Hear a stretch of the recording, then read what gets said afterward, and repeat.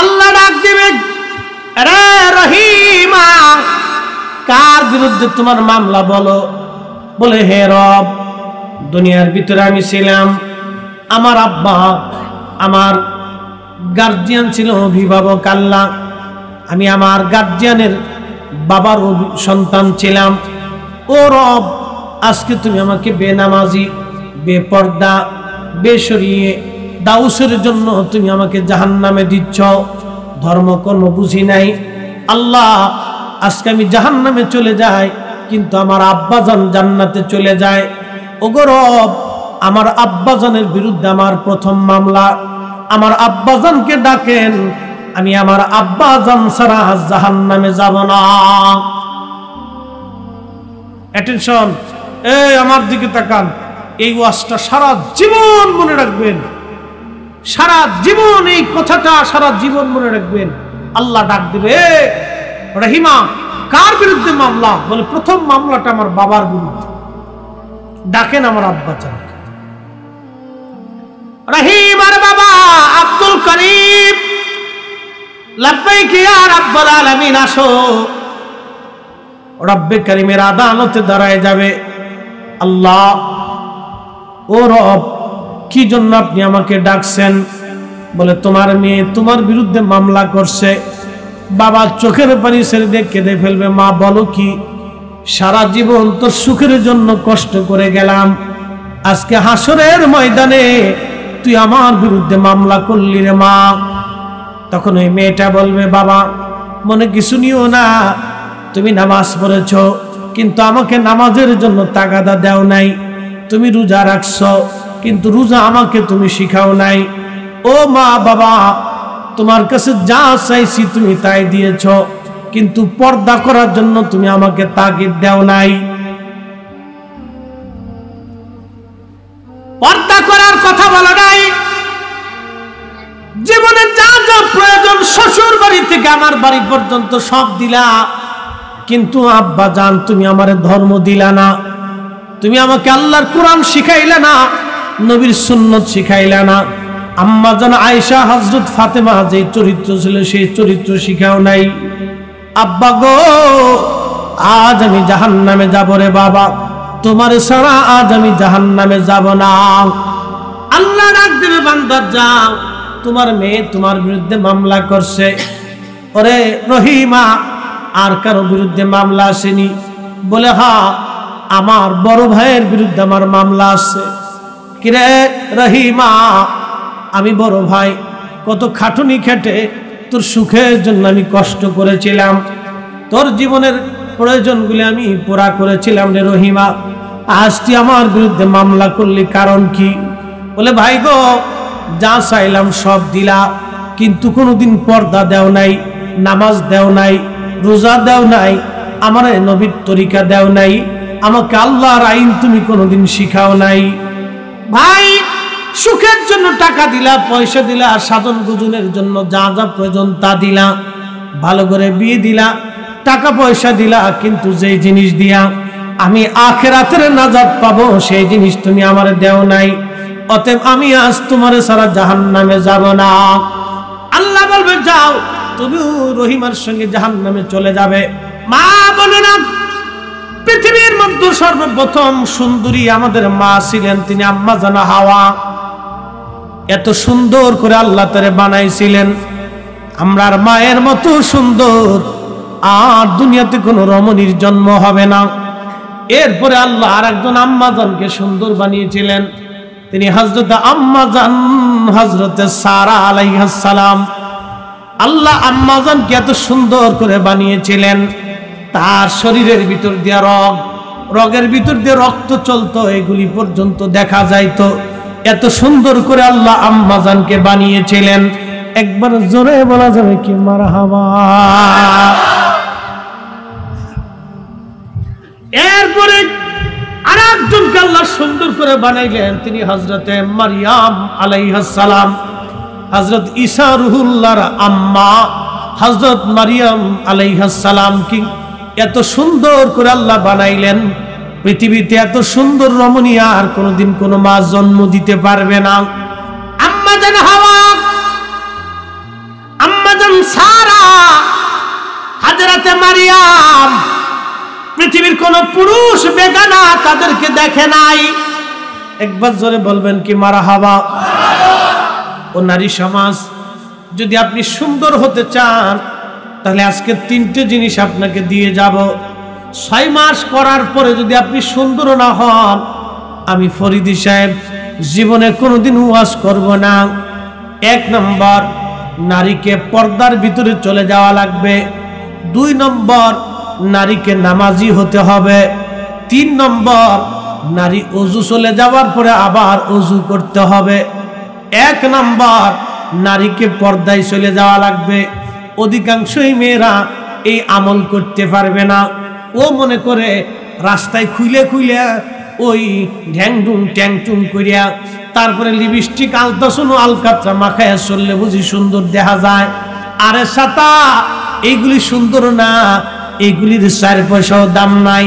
দেশে সুলা কলা নিয়ে বাজারে যখন উঠান, মাসি ভন ভন ভন ভন করে, সুলা কলার 4 পয়সাও দাম নাই।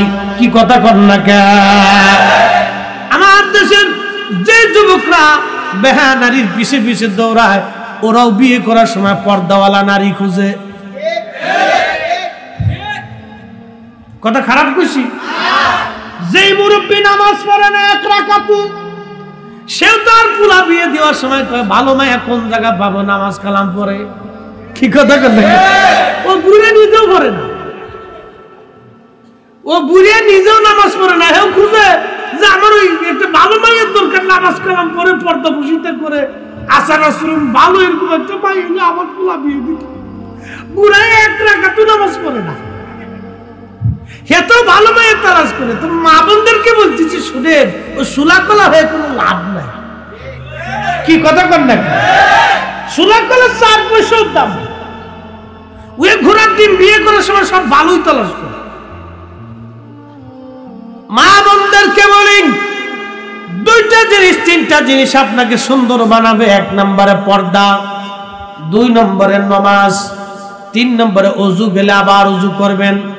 6 মাস টাইম দিলাম আমার কোন বোন যদি 3টা আমল করার পরে তার চেহারা আল্লাহ নুরানি না বানায় দেয়, সৌন্দর্য না বানায় দেয়, আমি ফরিদি জীবনে কোনোদিন ওয়াজ করব না, আমি ওয়াজ ছেড়ে দেব। বোন, আপনাকে বলছি, আমার মালিক আমার মাওলা আপনার সৌন্দর্যটাকে বাড়ায় দিবে অটোমেটিক। পৃথিবীর অন্য নারীর সঙ্গে আপনাকে তুলনা দিলে হবে না। আপনার ত্বক কালো হতে পারে, কিন্তু আপনার চেহারা এবং সৌন্দর্যকে আল্লাহ নূরানি বানায় দিবে। নিজেকে পবিত্র রাখবেন, সেভ রাখবেন, পাক রাখবেন, পরিষ্কার পরিচ্ছন্ন রাখবেন, আল্লাহ নূরানি বানায় দিবে। আমার এই কথার মধ্যে 4 পয়সাও কোনো ভুল ত্রুটি নাই। হে মা বোনেরা, যদি আমল আপনি করতে পারেন, জীবন পরিবর্তন হয়ে যাবে। বেহুদা ফেয়ার লাভলি, ওই আবিজাবি ঘোড়ার ডিম আলকাতরা সোনু পাউডার, ওই লিপস্টিক, ওই ঘোড়ার ডিম আলতা সোনু, ওই মেকআপ শেকআপ আবিজাবির পিছনে দৌড়ায় বোন, 4 পয়সাও কোনো দাম নাই। আজকে নামাজের কাতারে বসে যান, আজকে ওযুর দলে ভিড়ে যান, আজকে পর্দাওয়ালার দলে ভিড়ে যান, আল্লাহ আপনার চেহারাকে নুরানি বানাই দিবে। একবার জোরে বলা যাবে কি মারহাবা। আল্লাহর কোরআন বলে, কুল, হুজুর আপনি বলে দেন, ইন্নাল মাউতাল্লাযী তাফিরুনা মিনহু ফাইন্নাহু মুলাকীকুম। হুজুর আপনি বলে দেন, আমার বান্দা যেখানেই পালাক না কেন, যেখানেই লুকাক না কেন, যত দূরে যাক না কেন, বান্দা যেখানেই লুকাক না কেন, মরণ আমার বান্দার সাথে মোলাকাত করবে, দেখা করবে। মরণ থেকে পালানোর কোনো রাস্তা নাই। কথা বলেন ঠিক কিনা? জিন্দেগি তোর যাইরে ফাঁকি দিয়া রে সোনার আদম, জিন্দেগি তোর যায় ফাঁকি দিয়া। ও আদম রে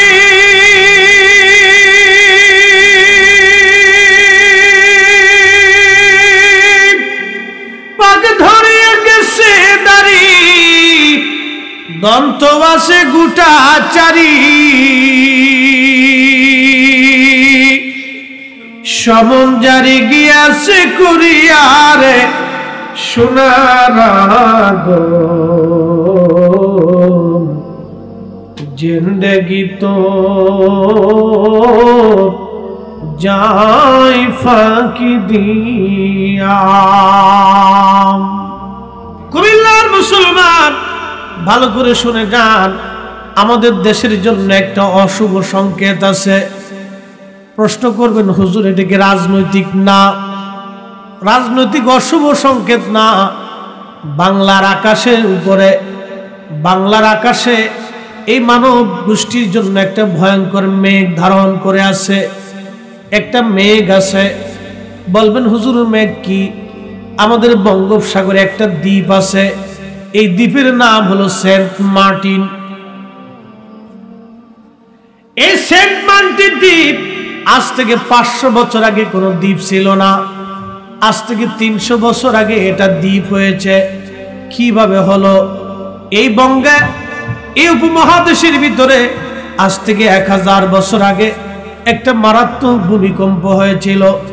ওই ভূমিকম্পের কারণে বাংলাদেশের নিচে, মাটির নিচে যে প্লেট থাকে, যে প্লেটের উপরে মাটি ধরে থাকে, ওই প্লেটগুলি জায়গায় জায়গায় ফাটল ধরে আছে। ভূতত্ত্ববিদ বিজ্ঞানীদের ধারণা এই ফাটলের নিচে আজ থেকে 400 বছর আগে আরেকটা ভূমিকম্প হলো। ওই ভূমিকম্পে সেন্ট মার্টিন দ্বীপটা 3 ফুট উঁচুতে সমুদ্রের উপরে চলে আসলো। বলেন তো এই ক্ষমতার মালিক কে? পৃথিবীর সব বিজ্ঞান যদি এক জায়গা হয়, বলেন সেন্ট মার্টিন দ্বীপকে আবার পানির নিচে ডুবাই দিতে পারবে? হ্যাঁ না একসাথে বলেন, পারবে? পারবে না। বিজ্ঞান আজ বলতেছে বাংলাদেশের প্লেটের নিচে আজ 400 বছর ধরে একটা শক্তি জমা হচ্ছে। এই শক্তিটা যে কোনো সময় উদ্গীরিত হবে, বের হবে। প্লেটগুলি ফাটা, তার ভিতরে সিলেট থেকে একটা লেন টাঙ্গাইল মধুপুর হইয়া কিশোরগঞ্জ নেত্রকোনা, সিলেট আর কি হবিগঞ্জ মৌলভীবাজার, ব্রাহ্মণবাড়িয়া আর নরসিংদী দিয়া গাজীপুর আর নারায়ণগঞ্জের ঢাকা শহরে ধাক্কা দিবে। 9 স্কেলের একটা ভূমিকম্প হবে। 14 কোটি মানুষ ক্ষতিগ্রস্ত হবে। 3 কোটি মানুষ জায়গার উপরে মারা যাবে। 9 মাসে 14 বার ভূমিকম্প হয়েছে। 1 বছরে 17 বার বাংলাদেশে ভূমিকম্প হয়েছে। আপনি ঘুমান কিন্তু টের পান না।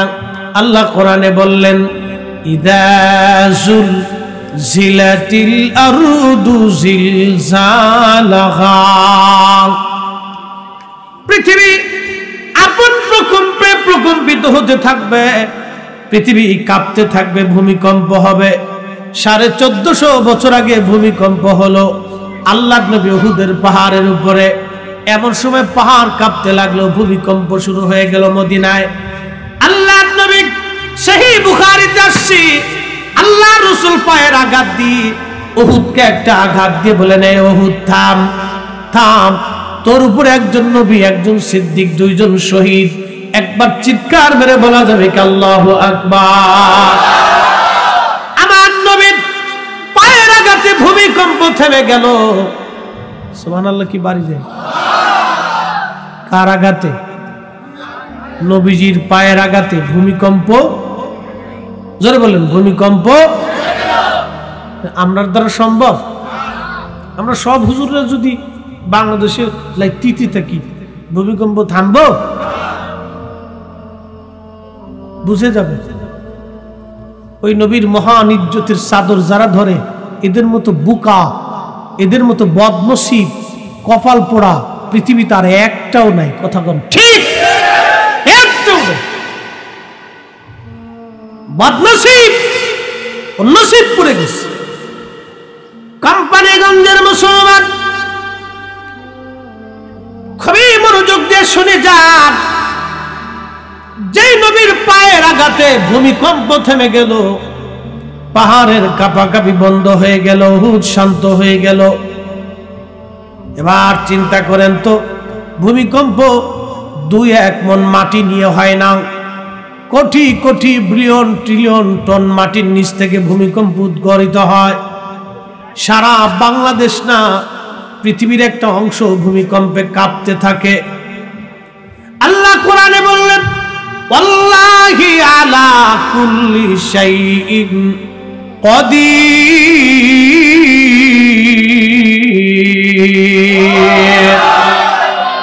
আল্লাহ বললেন, সর্বময় ক্ষমতার মালিক আমি আল্লাহ। এই যে 9 স্কেলের বিরাট বড় ভূমিকম্প বাংলাদেশে হবে, বিজ্ঞান বলতেছে ঢাকা শহর নিশ্চিহ্ন হতে পারে।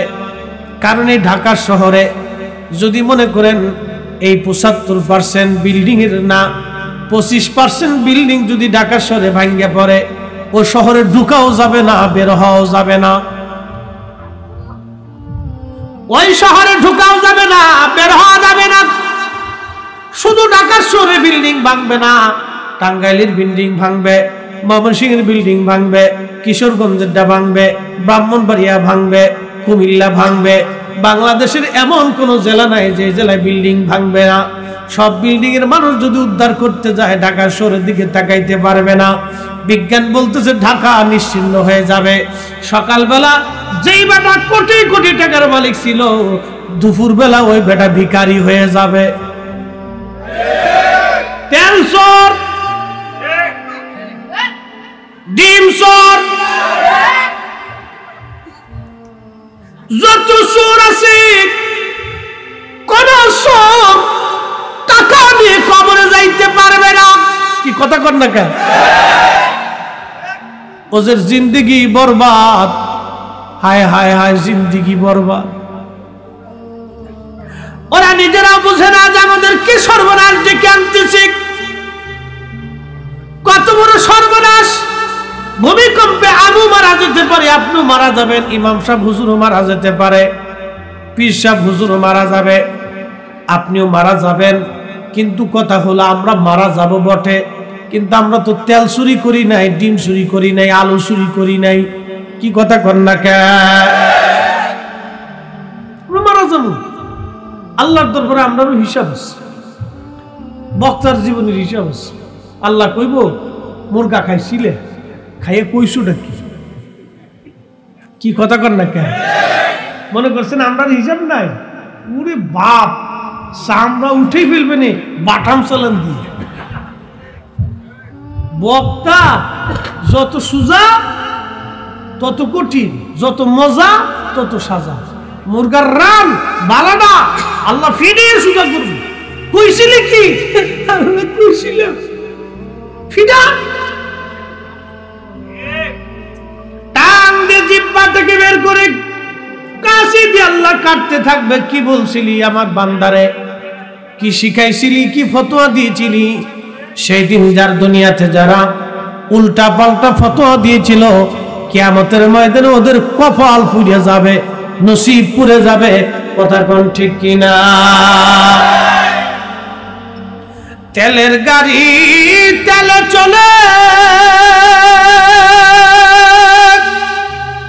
হাওয়ার গাড়ি হাওয়ায় দুলে, বিনা তেলে চালায় গাড়ি নবী সুলাইমান। আমরা সেই মুসলমান, আমরা সেই মুসলমান। ওই যে মানুষের ক্ষতি কইরা আমার দেশে কি বলবো, আর বলে ভাষা নাই। আমার দেশে বলে ভাষা নাই। এই যে 1.5 ইঞ্চি 1 ইঞ্চি মাটি নিয়ে, জমিন নিয়ে কিলি কিলি বাড়াবাড়ি, বিয়ে বাড়ি খাবার নিয়ে গুতাগুতি লাফালাফি। কি কথা কর না কেন? খাবার নিয়ে বিয়ে বাড়িতে মারামারি লাগছে, খাবার নিয়ে মারামারি করে কুত্তা। কিসে করে? কিসে করে? জোরে কর, জোরে কর। কিসে করে? কুত্তা খাবার নিয়ে মারামারি করে। এই যে আজকে যারা এইগুলি করতেছে, কিয়ামতের মাঠ বাজানে সবাইকে হিসাবে দাঁড় করাবে। হায় হায়, কত কঠিন হিসাব হবে। হযরত আমিরুল মুমিনিন ওমর রাদিয়াল্লাহু আনহুর জীবনের একটা কথা বলি, আমি লম্বা আলোচনার দিকে চলে যাব। তিনি খুতবা দিতেন। খুতবা দেওয়ার জন্য দাঁড়াইলেন, এমন সময় এক যুবক মাঝখান থেকে দাঁড়াইছে। আমিরুল মুমিনিন, আপনি দাঁড়ান, খুতবা পরে দিবেন, আগে আমার জবাব দিয়েলেন। বলে কি জবাব বলো যুবক? বলে হুজুর, আপনি বাইতুল মাল থেকে যে কাপড় বরাদ্দ হয়, বাইতুল মাল থেকে যে কাপড় বরাদ্দ হয়, ওই কাপড় থেকে আপনি এই যে জুব্বা বানাইতে পারবেন না, অর্থাৎ এত বড় জুব্বা আপনার হবে না, কিন্তু আপনি বাকি কাপড় কোন জায়গা পাইলেন আগে সেই জবাব দিয়ে তারপরে খুতবা দিবেন, নামাজ পড়াবেন, আগে জবাব দেন। সুবহানাল্লাহ বলবেন না? আমাদের দেশে যদি কাউরে ডাক দেখুন যে চেয়ারম্যান সাহেব রাস্তা ভাঙ্গা কে, বিপদ না? রাগ করে বসবে, হ্যাঁ তুই কি বুঝিস, হরদেক করে যা, ধমক 2-3 দিবে, তুই কি বুঝিস, হরদেক করে যা। আর আমার দেশে মনে কিছু নিয়ে না, অনেক নেতা মুচি পানি নেয় না, আস্তে করকে জোরে কর, অনেকে বিচার সালিশ করে মুচে পানি নেয় না। তো যে বেটা মুচে পানি লয় না, তা কি বিচার করবো? হেরা আল্লাহর ভয় আছে তো বিচার করবো যে তুই টেবিলের নিচে মাল নিব, দিয়ে যা দিয়ে যা দিয়ে যা দিয়ে যা। এর লাগে তো আমরা দেশের সমস্যাগুলি, মনে কিছু নিয়ে না। যদি এটা খারাপ কথা না, এটা বুঝার কথা। একজন ব্যক্তি যদি অন্তরে তাকওয়া থাকে, কিয়ামতের ভয় থাকে, যে আল্লাহ কিয়ামতের মাঠে আমি যদি অন্যায় বিচার করি তো আমি আল্লাহর কাছে কি জবাব দেব, এই ভয় যদি কারো থাকে, তাহলে সে বিচারে বসলে সে মাও চিনবে না, বাবু চিনবে না, ভাইও চিনবে না, বন্ধু চিনবে না। কথা ঠিক কিনা? সে সমানভাবে বিচার ফয়সালা করে দেয়। কিন্তু যে বেটা মুদ্দে পানি নেয় না, হেতার তো মনে করেন যে দুনিয়ার ভয় নেই, আখিরাতের ভয় নেই, আল্লাহ খোদার কোনো ভয়ই নেই। রাসূলুল্লাহ জীবনের একটা ঘটনা আছে। আল্লাহ রাসূল মসজিদে নববীতে সাহাবায়ে কেরাম নিয়ে বসে রয়েছে, এক ইহুদি এসে আইয়া লুঙ্গির কাপড় উঁচু করে হাতে মসজিদের ভিতরে পেশাব করতেছে। আচ্ছা, আমরা মসজিদে যদি কোনো হিন্দু মুতে উপায় আছে? যুদ্ধ লেগে যাবে না? বিরাট যুদ্ধ লাগবে। কিন্তু না, আল্লাহ রাসূল মারেন নাই। কি করছে দেখে, ইহুদি পেশাব করার পরে সাহাবায়ে কেরাম ধরতে গেছে। আল্লাহ নবী বললেন সাহাবায়ে কেরাম থামো থামো থামো, এর পেশাব করতে দাও। তো হেতর মন মতো হে পেশাব করছে, ঘুরায় ঘুরায় ঘুরায় ঘুরায় পেশাব করছে। ইহুদি নিয়ত করে এসে যে আল্লাহর নবীর মসজিদে আজকে পেশাব করবে। ইহুদিরা আগে থেকে দুষ্ট, তুমন নিয়ত করে এসে ইহুদি ঘুরায় ঘুরায় ঘুরায় ঘুরায় পেশাব করে। আল্লাহর নবী বললেন থামো, একে পেশাব করতে দাও। বাজান খুব মনোযোগ দিয়েন। ইহুদি পেশাব করার পরে নবীজি বললেন সাহাবীরা এবার মসজিদে পানি এনে সুন্দর করে পেশাব পরিষ্কার করে ধৌত করে দাও, পুরা মসজিদ পরিষ্কার করে দাও। সাহাবীরা বলেন ইয়া রাসূলুল্লাহ, একটা ইহুদি পেশাব করলো, আপনি বাধা দিলেন না। নবী বললেন না, বাধা দেওয়া যাবে না। ইহুদিও এবার প্রশ্ন করলো হুজুর, আমি একজন ইহুদি, আপনার পবিত্র ঘর মসজিদ, যেই ঘরে আপনি ইবাদত করেন, আমার আপনার মসজিদে আমি পেশাব করলাম, আপনি বাধা দিলেন না, কারণ কি? আল্লাহর নবী ডাক দিলেন সাহাবী ইহুদি শোনো, আমি যদি বাধা দিতাম তাহলে তোমার পেশাব বন্ধ হয়ে যাইতো, তুমি ব্যথা পাইতা, কষ্ট হতো। আমি নবী চাই না তোমার কষ্ট হোক। একবার জোরে বলো যে আল্লাহু আকবার। আল্লাহ বললেন ওয়ামা আরসালনাকা ইল্লা রাহমাতাল লিল আলামিন।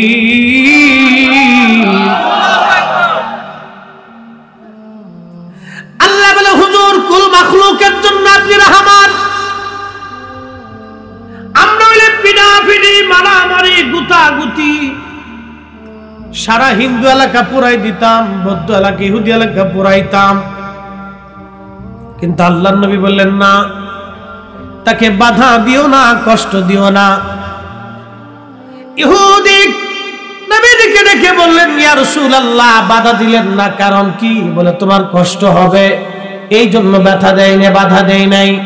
আল্লাহর নবী এই কথা বলার পরে ইহুদি ডাক দিয়ে বলেন, ইয়া রাসূলুল্লাহ, তাহলে আর দেরি না, আপনি আমার কালেমা পড়ে দেন, লা ইলাহা ইল্লাল্লাহু মুহাম্মাদুর রাসূলুল্লাহ সাল্লাল্লাহু আলাইহি ওয়াসাল্লাম। কষ্ট হয়? রাসূলুল্লাহর চরিত্র কি ছিল? এইজন্য আল্লাহ বলেন, ওয়া ইন্নাকা লাআলা খুলুকিন আযীম, আপনি মহান চরিত্রের অধিকারী হে নবী। একসাথে বলা যাবে মারহাবা। মারহাবা। নবীর চরিত্রের উপর আর চরিত্র আছে? নাস্তিক নাস্তিক কয়দিন আগে বড়া এটাই কয় রাসূলুল্লাহ আরবের ডাকাত ছিল। নবী অধিক বিয়ে করেছিলেন নিজের কাম খায়েশ পুরা করার জন্য। ওরা ওদের একটা পরিচয় দেয়, একটা পরিচয় গোপন ছিল। কি গোপন? ওরা পরিচয় দেয় যে তোমাদের নবীর দোষ চর্চা করিয়া আমরা একটা পরিচয় আছে। কি পরিচয়? পরিচয়টা হলো আতারে পাতারে জোরে জঙ্গলে হোটেলে মোটলে শিয়াল কুত্তার যেমন জন্ম হয় ওদের জন্মটা ওইরকমই হয়েছে। যারা রাসূলুল্লাহর ইজ্জতের চাদর ধরে, নবীর শানকে ছোট করে, রাসূলের চরিত্র নিয়ে বাজে কথা বলে, ওদের জন্ম হোটেলে মোটেলে অবৈধভাবে হয়েছে। কথা বলেন ঠিক কিনা? সন্দেহ? আল্লাহ কোরআন ফয়সালা দিচ্ছে, নবী হে, আপনার চরিত্র নিয়ে যারা বাজে কথা বলে ওদের জন্মে ভেজাল আছে। জন্মে কি আছে? মুহতারাম উপস্থিতি, দুনিয়াটা তো থাকার জায়গা। পৃথিবীতে কত রাজা বাদশা ক্ষমতাওয়ালা দুনিয়ার থেকে মাটিতে চলে গেল, মিসমার হয়ে গেল, কবর নিশ্চিহ্ন হয়ে গেল। বড় বড় প্রাসাদগুলি তার চামচিকে শিয়াল কুত্তা বসবাস করে। বাংলাদেশে যত জমিদারদের বাড়ি দেখেন, আগে যত হিন্দু জমিদার ছিল, অন্য বাড়িতে কারা বাস করে? চামচিকে সাপ, বিচ্ছু, শিয়াল, কুত্তা। কি কথা কর না, এগুলো বাস করে, মানুষ থাকে। তার মানে হলো কি? দুনিয়া নিয়ে বড়াই করা, গর্ব করা, লাফালাফি, ফারাফারি, এগুলো সব বৃথা, কিচ্ছু নাই দুনিয়াতে।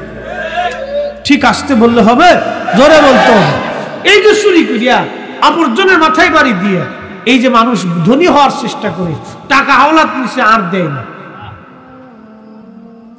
দোকানদারের কাছ থেকে কাস্টমার বাকি নিচে ওই দোকানের সামনে 6 মাসে যায় না। আবার দোকানদারে এমন সিস্টেম আছে, ও মাল বিক্রি করে দিছে, বাস 1000 গ্রাম 1 কেজিটা 900 গ্রাম মারি দিয়ে 100 গ্রাম রেখে দিচ্ছে। কি কথা কর না কেন? আমার দেশের অনেকে বাদাম খাইতে যায়, বাদাম, বাদামওয়ালার ব্যবসা কত? 500, 1000, 2000, 5000 টাকার বাদাম নিয়ে এটা নিয়ে সেটা নিয়ে বসে থাকে। আগে গলায় ঝুলিয়ে বেচতে, এখন ভ্যানে করে বেচে। বিরাট বড় ব্যবসা, বুঝলেন না? কোটি কোটি কোটি কোটি টাকার ব্যবসা। ওর তো বিরাট বড় ব্যবসা, বাদাম লইয়া ব্যবসা করতেছে। তো আমার দেশে কিছু পোলাপান থেকে, বাদামওয়ালা, বাদামের দাম কত রে? বলে 100 গ্রাম 25 টাকা। মাপ কত গ্রাম মাপবো? 250 গ্রাম মাপ। তো 250 গ্রাম মাপতি মাপতি এই ফেরিতে 25 গ্রাম খাইয়া লেছি।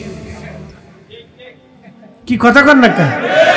এই যে 25 গ্রাম যে খাইলো, সুন্নত না মুস্তাহাব? কে মুস্তাহাব গুলো কেডা? এত বড় মুক্তি সব কেডা?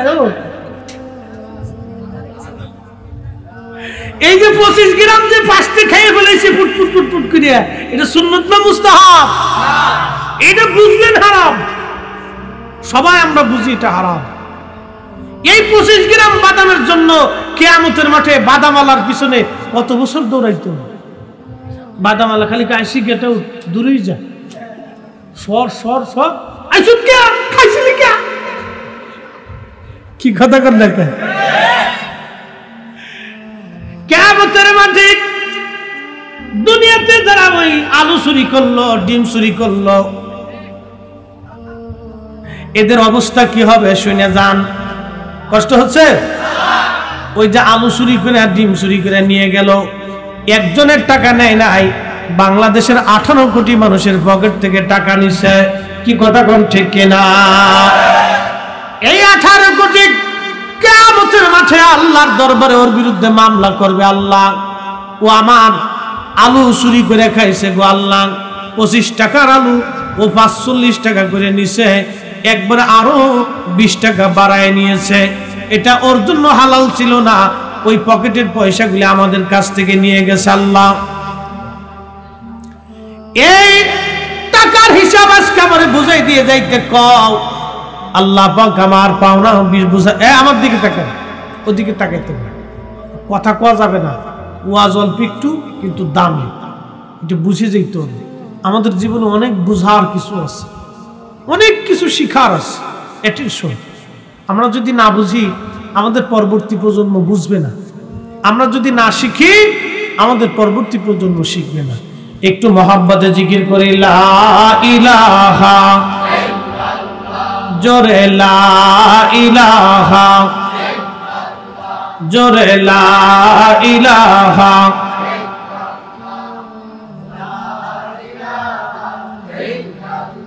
হাসবি রব্বি জাল্লাল্লাহ মা ফি কলবি গায়রুন, আহা নূর মুহাম্মদ বলি নূর মুহাম্মদ করি লা ইলাহা ইল্লাল্লাহ, লা ইলাহা ও লা ইলাহা আল্লাহ আল্লাহ আল্লাহ আল্লাহ আল্লাহ। একসাথে জবান খুলে আল্লাহ আল্লাহ আল্লাহ আল্লাহ আল্লাহ আল্লাহ আল্লাহ।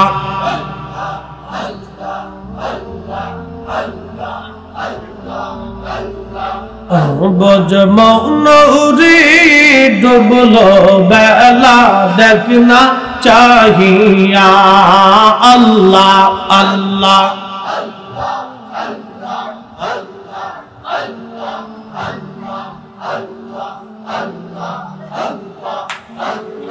পরপারের ডাক পড়িলে, পরপারের ডাক পড়িলে পার হবি তুই কি লইয়া, ডুবলো বেলা দেখনা চাহিয়া, আল্লাহ আল্লাহ আল্লাহ।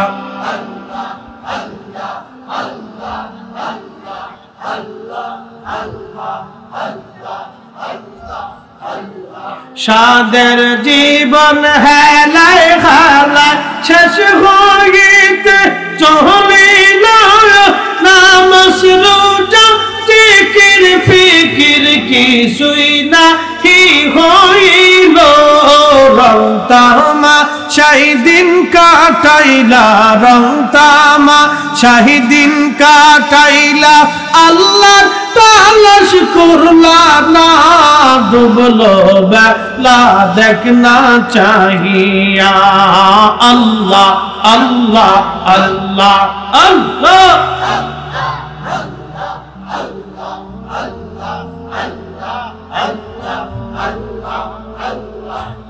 বজমৌরি ডুবলো বেলা দেখনা চাহিয়া, আল্লাহ আল্লাহ আল্লাহ। পরপারের ডাক পড়িলে, পরপারের ডাক পড়িলে পার হবি তুই কি লইয়া, ডুবলো বেলা দেখনা চাহিয়া, আল্লাহ আল্লাহ আল্লাহ।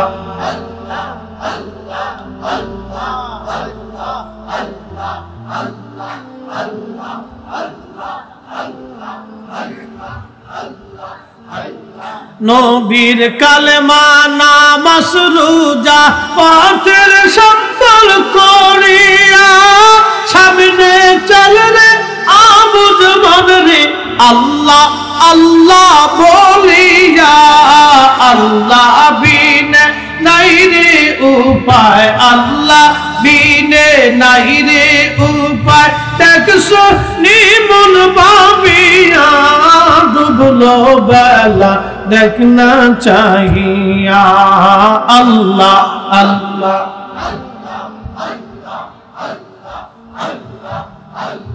জবান খুলে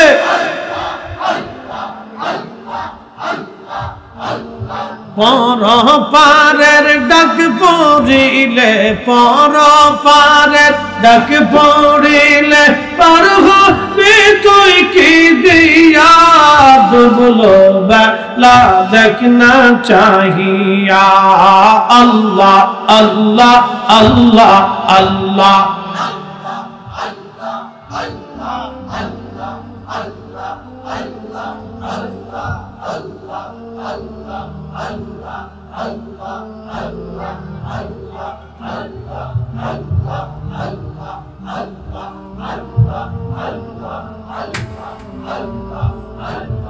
লা ইলাহা ইল্লাল্লাহ মুহাম্মাদুর রাসূলুল্লাহ সাল্লাল্লাহু আলাইহি ওয়াসাল্লাম।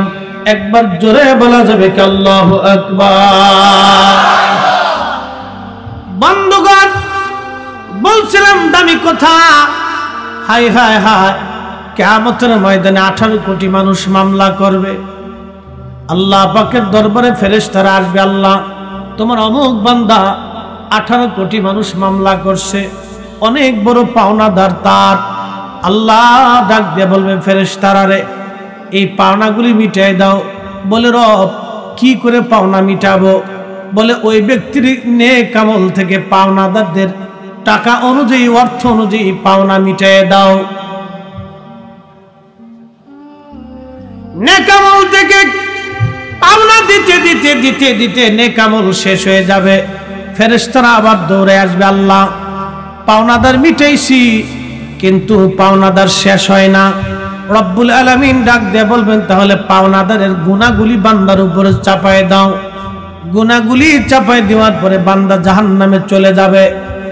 আল্লাহর নবী বলেন সাহাবীরা রে, তোমরা কি জানো কিয়ামতের ময়দানে গরিবকে? সাহাবীরা বলল হুজুর, দুনিয়াতে যার পয়সা করি না সেই তো গরিব।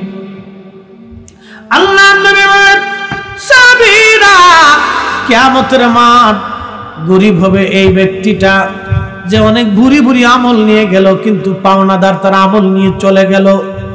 জানো রে সাহাবীরা, কিয়ামতের মাঠে ধনী কে ব্যক্তি হবে? সাহাবীরা বললেন আল্লাহু রাসূলু আলাম, আল্লাহ এবং নবী ভালো জানে। আল্লাহর নবী বলেন একজন ব্যক্তি কিয়ামতের মাঠে উঠে দেখবে তার আমল নামায় উহুদ পরিমাণ বিরাট বড় বড় নেকি জমে আছে। আল্লাহর বান্দা আশ্চর্য হয়ে বলবে, আল্লাহ এত পরিমাণে নেক আমল আমি জীবনে করি নাই, এত পরিমাণে নেক আমল আমি কোথায় পাইলাম? সুবহানাল্লাহ কি আসতে? প্রধানমন্ত্রী এখন যদি কারো মোবাইলে ফোন দিয়ে কয় আপনার নাম কি আব্দুল করিম? বলে হ্যাঁ, আমি প্রাইম মিনিস্টার শেখ হাসিনা বলতেছি, আমি আপনাকে একটা সারপ্রাইজ দিচ্ছি, আপনি বঙ্গভবনে আগামীকাল আসেন। ওই বেটা দুনিয়া তার থাকবো? হ্যাঁ, বেটা যদি কৃষক হয় আর যদি শ্রমিক হয় তাহলে বেটা তো মনে করেন যে শিক্ষার পারবো যে প্রধানমন্ত্রী আমার মোবাইলে ফোন দিচ্ছে, কারণ দেখি হয় ডরাইব আর না খুশির সঙ্গে ফিরে বঙ্গভবনে দৌড় দেব। বঙ্গভবনে যাওয়ার পরে যদি প্রধানমন্ত্রী কয় আপনার 10 তলা ঢাকা বনানীতে একটা বিল্ডিং দিতেছি, ঢাকা বনানীতে 10 তলা একটা বিল্ডিং আপনাকে তৈরি করে দিচ্ছি, ও বেড়া তো মনে করেন যে স্টক করে মরে যাবো গা। বেটা অর্ধেক স্টক করে হাই হাই কি পাইলাম দুনিয়ার?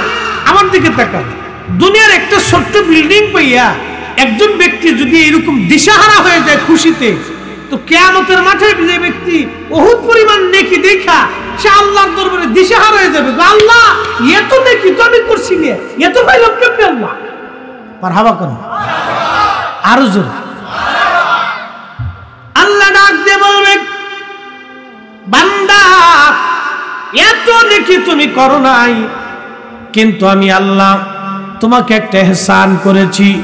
তোমার ছেলে তোমার মেয়ে, তোমার প্রতিবেশী, তোমার আত্মীয় স্বজন, শুভাকাঙ্ক্ষীরা তোমার জন্য মারা যাওয়ার পরে দোয়া করছিল, ফাতিহা খানি করেছিল, কোরআন খানি করেছিল, তাসবিহ তাহলিল করেছিল, কালেমা পড়েছিল, তোমার জন্য কিছু জিকির ফিকির, দোয়া, দুরূদ, নফল নামাজ, নফল হজ, নফল কুরবানি এগুলি তোমার নামে তারা বকশিশ করেছিল। বান্দারে, আমি আল্লাহ রহমান, আমি আল্লাহ রহিম, তোমার এই দোয়াগুলি, তোমার এই হাদিয়াগুলি আমি আল্লাহ বহু গুণে বাড়াইয়া আজকে উহুদ পরিমাণে দিয়া আমি আল্লাহ তোমারে খুশি বানাইলাম। আল্লাহ ডাক দিয়ে বলবে, বান্দারে তুমি এত নেকি করো নাই, কিন্তু আমি আল্লাহ দয়া পর বসেছি। তোমার ছেলে মেয়ে, আত্মীয় স্বজন তোমার জন্য দোয়া করতো, একবার জোরে বলা যাবে কি মারহাবা। আজকে ওরা কারা দোয়া বন্ধ করার জন্য উঠে পড়ে লাগছে? একদল আছে না নাই? দোয়া বন্ধ করার জন্য উঠে পড়ে লাগছে। ওদের উদ্দেশ্যটা কি? ওদের উদ্দেশ্য একটা, ওরা শয়তানকে খুশি করবার চায়।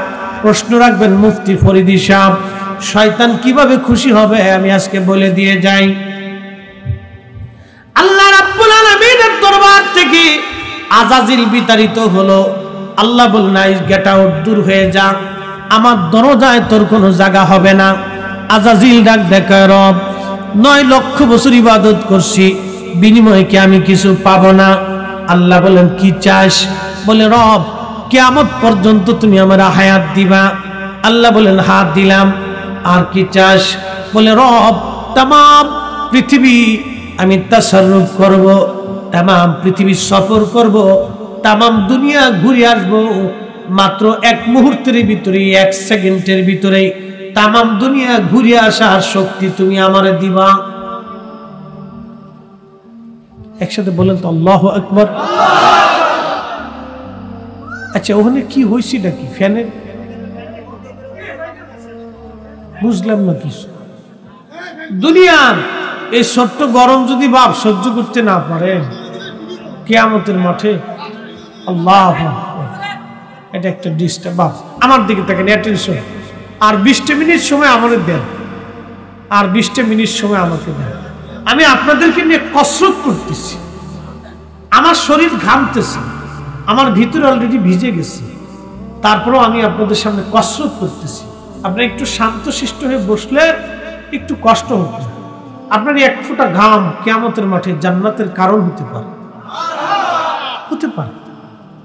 প্রতিটা নারী কাস্টমারের জন্য দাঁড়ায় গেছে, প্রতিটা নারী যে টাকার বিনিময়ে দেহ ব্যবসা করে। পৃথিবীতে ওই নারী নিকৃষ্ট যে টাকা দিয়ে অন্য পুরুষের শয্যাশায়ী হয়, ওর ভিতরেও নষ্ট, বাহিরেও নষ্ট, কিচ্ছু নেই। পৃথিবীতে ওই পুরুষ নিকৃষ্ট যে টাকা দিয়ে অন্য নারীর দেহ কিনে ভোগ করে। মনে রাখবেন, যারা নিজের রুজির টাকা দিয়ে জেনা করে, অ্যাটেনশন, যারা নিজের রুজির টাকা দিয়ে জেনা করে, অন্য নারীর দেহ ভক্ষণ করে, স্বাদ আস্বাদন করে নিজের রুজির টাকা দিয়ে, ওই টাকায় সে কখনো সুখ হবে না। 1000 কোটি টাকার মালিক, 1000 কোটি টাকা, আল্লাহর কসম করে বলি, রিক্সাওয়ালা, দিনমজুর, মধ্যবিত্ত, এদের ঘরে যে শান্তি আছে, 1000 কোটি টাকার মালিকের ঘরে সেই শান্তি নেই। বউ একবার জুতাতে পিটাইতে চায়, মাইয়ে একবার ওই আর এক ফুলার লোকে মোটরসাইকেলের পিছনে শুয়ে ভুম ভুম ভুম ভুম করে ঘুরে, মটট খেয়ে ফুল আইসে কয়, বিয়াই ভালো আছে, বিয়াই। হ্যাঁ, কথা কন না, ফুলায় মদ খাইয়ে বাপের কয় বিয়াই, ওই বাপ মরে যাওয়া ভালো। কি কথা কন না কেন? তার মানে কোটি টাকার ভিতর শান্তি নেই। আমার দেশে কোন আলেম, কোন কোরআনের হাফেজ, কোন নামাজি, ভদ্র কোন ছেলের বাবা ছেলে দ্বারা কষ্ট পায় না। কোন ভদ্র ছেলে কর্তৃক কোন বাবা কষ্ট পায় না। ছেলে নামাজ পড়ে না কিন্তু ভদ্র, আসে এরকম। বাপ একটা ধমক দিলে আর কথা বলে না, চুপচাপ বসে থাকে, বাপকে বাঘের মতো ডরায়। কি কথা কর? তুই ছেলেই তো ভালো, কোটি কোটি টাকা শান্তি নেই। আমার মাত করুক, এই তো আমার ওয়াজ শুনবে, শুনি ফেললে আমার জাল, আমার গিরামি আঙ্গুল ফুলে কলা গেছে, হাজার হাজার কোটি টাকা। কদিন পরে শুনি শাসাকে ফুলায় গুতাইছে, ফিটাইছে জুতা দিয়ে কায়দা মতো। সুখ রে, আমার বাপের সামনে আমরা কোনোদিন মাথা উঁচু করে কথা বলি নি, শান্তি নেই, ঘরেও নাই বাইরেও নাই। হেতাই থাকে আর এক জায়গা, হেতার বউ ঘুরে আর এক জায়গা, মায়ে ঘুরে আর এক জায়গা, ফুলা ঘুরে আর এক জায়গা। অপরের রক্ত শুষে খালি যা হয়, আল্লাহ কসম করে বলি, এই মাহফিল সাক্ষী, মানুষের হাত নষ্ট করে যারা, মানুষের রক্ত যারা চুষে, আল্লাহ তাদেরকে দুনিয়াতে শান্তি দেয় না, দেয় না, দেয় না। কথা কেন ঠিক কিনা? কখনোই দিবে ও শান্তি পাবেই না, কখনোই শান্তি হবে। কষ্ট হচ্ছে আপনাদের না? ফুটা ঘাম পড়ুক না, পারব? ফ্যান বন্ধ করি। হ্যাঁ ঠিক আছে, এবার মুসলিম করা পারছেন। একসাথে বলি তো আল্লাহু আকবার। ইন্নাল্লাহা ইয়া'মুরু বিল আদলি ওয়াল ইহসান।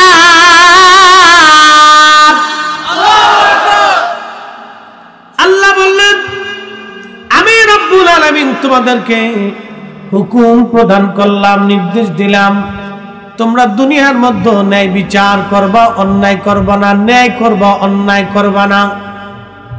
মনোযোগ দিয়েন, একটা পতিতা নারী কাস্টমারের জন্য টাকার জন্য কাস্টমারের জন্য দাঁড়ানো, জেনা করবে, টাকার বিনিময়ে দেহ বেচবে। কুকুর রাস্তা দিয়ে হাঁপায় হাঁপায় যায়, মরুর দেশ, পানির অভাব, একটা কুকুরের জিহ্বা বের হয়ে গেছে। কুকুর পানির তৃষ্ণায় পাগল পারা হয়ে গেছে, পানি নাই। পতিতা নারীর মনে মায়া লাগছে, হারে একটা কুকুর পানি তৃষ্ণায় আজ তৃষ্ণার্ত হয়ে আছে। সৃষ্টির প্রতি এই পতিতা নারীর মনে মায়া লাগলো।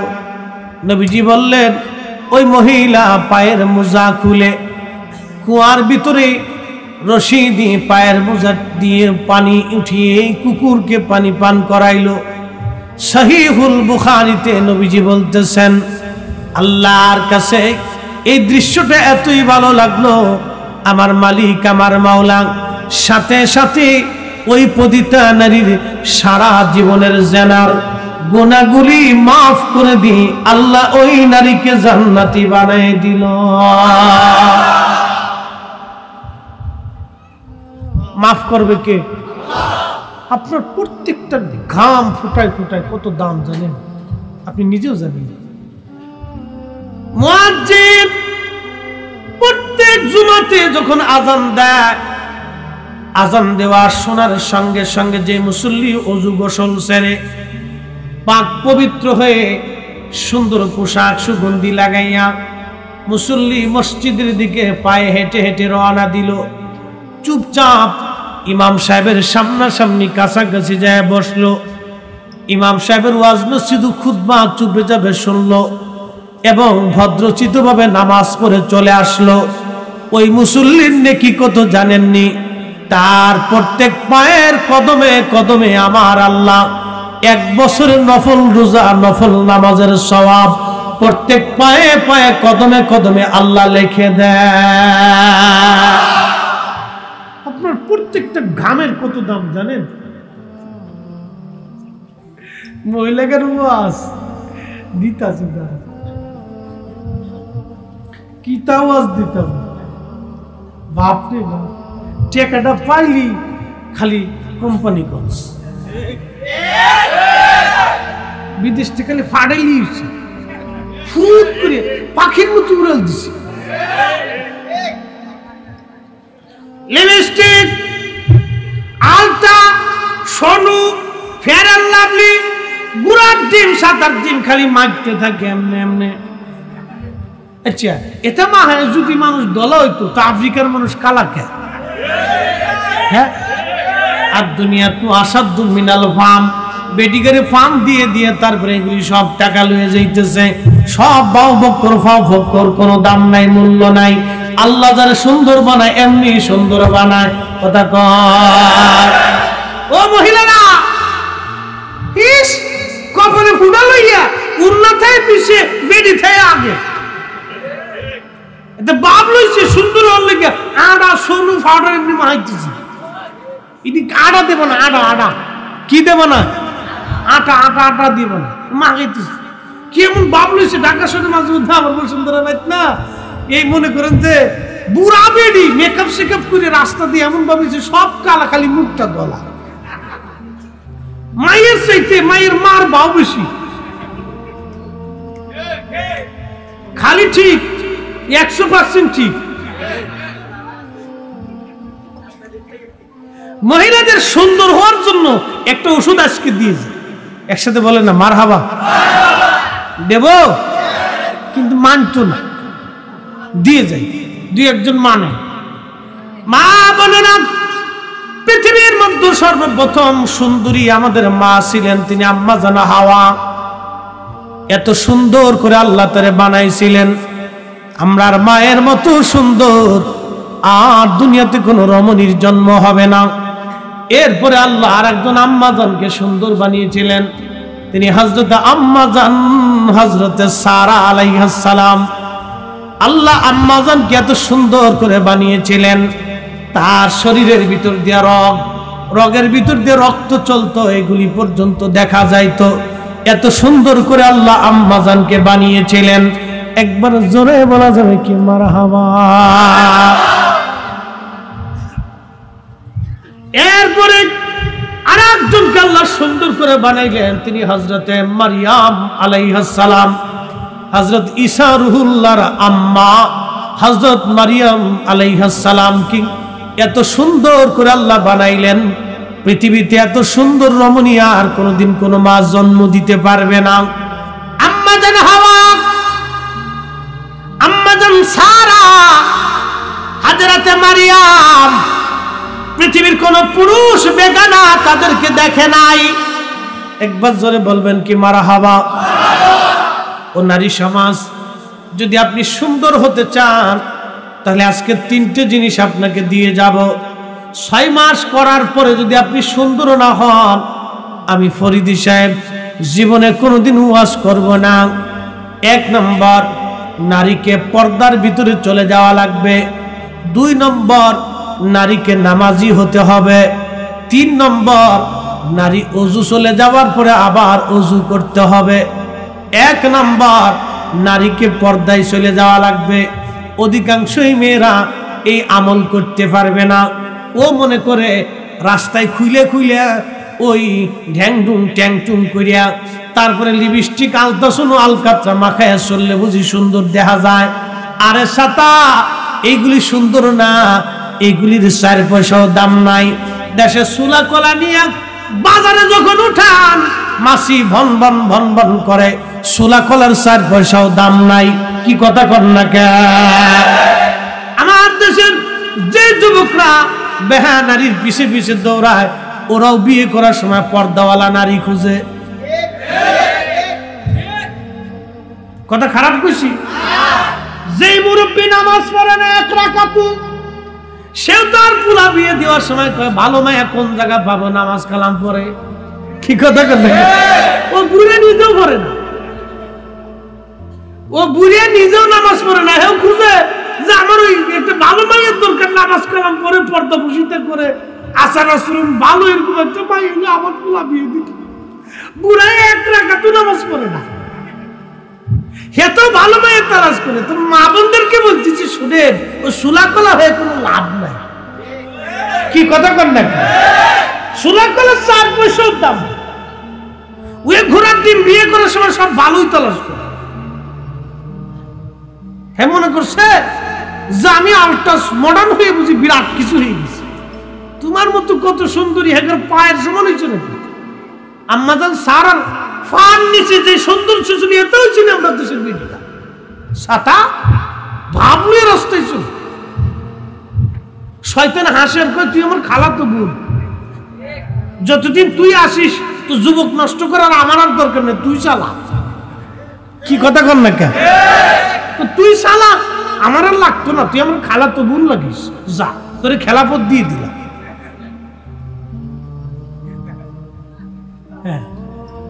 এই নারী জাতির জন্য সর্বপ্রথম হাবিল আর কাবিল দুইজনে মারামারি করছে। এখনো বিশৃঙ্খলা এগুলির কারণে বহু হয়।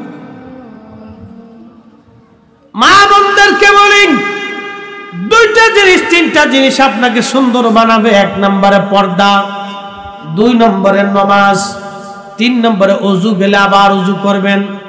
6 মাস টাইম দিলাম আমার কোন বোন যদি 3টা আমল করার পরে তার চেহারা আল্লাহ নুরানি না বানায় দেয়, সৌন্দর্য না বানায় দেয়, আমি ফরিদি জীবনে কোনোদিন ওয়াজ করব না, আমি ওয়াজ ছেড়ে দেব। বোন, আপনাকে বলছি, আমার মালিক, আমার মাওলা আপনার সৌন্দর্যটাকে বাড়ায় দিবে অটোমেটিক। পৃথিবীর অন্য নারীর সঙ্গে আপনাকে তুলনা দিলে হবে না। আপনার ত্বক কালো হতে পারে, কিন্তু আপনার চেহারা এবং সৌন্দর্যকে আল্লাহ নূরানি বানায় দিবে। নিজেকে পবিত্র রাখবেন, সেভ রাখবেন, পাক রাখবেন, পরিষ্কার পরিচ্ছন্ন রাখবেন, আল্লাহ নূরানি বানায় দিবে। আমার এই কথার মধ্যে 4 পয়সাও কোনো ভুল ত্রুটি নাই। হে মা বোনেরা, যদি আমল আপনি করতে পারেন, জীবন পরিবর্তন হয়ে যাবে। বেহুদা ফেয়ার এন্ড লাভলি, ওই আবিজাবি ঘোড়ার ডিমাল কাতরা সোনু পাউডার, ওই লিপস্টিক, ওই ঘোড়ার ডিমাল তা সোনু, ওই মেকআপ শেকআপ আবিজাবির পিছনে দৌড়ে বোন 4 পয়সাও কোনো দাম নাই। আজকে নামাজের কাতারে বসে যান, আজকে ওযুর দলে ভিড়ে যান, আজকে পর্দাওয়ালার দলে ভিড়ে যান, আল্লাহ আপনার চেহারাকে নুরানি বানাই দিবে। একবার জোরে বলা যাবে কি মারহাবা।